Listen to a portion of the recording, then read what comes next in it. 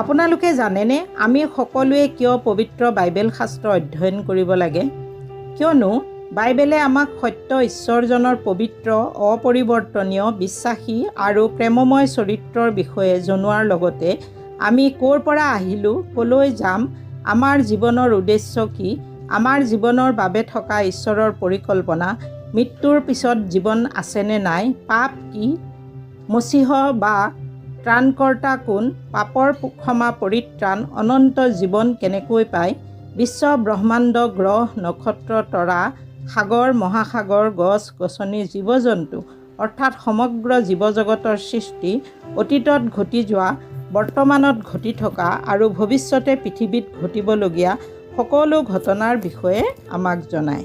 ২ তিমথিয় ৩ অধ্যায় ১৬ আৰু ১৭ পদত পবিত্ৰ বাইবেলৰ বিষয়ে এনেদৰে লিখা আছে, গোটেই শাস্ত্ৰ ঈশ্বৰ নিশ্বাসিত আৰু যাতে ঈশ্বৰৰ মানুহ সিদ্ধ আৰু সকলো সৎকৰ্মৰ নিমিত্তে সুসজ্জিত হ'ব পাৰে, তাৰ কাৰণে শিক্ষাৰ, অনুযোগৰ, পতিত উত্থাপনৰ আৰু ধাৰ্মিকতা সম্বন্ধীয় শাসনৰ অৰ্থে লাভজনক। আমেন।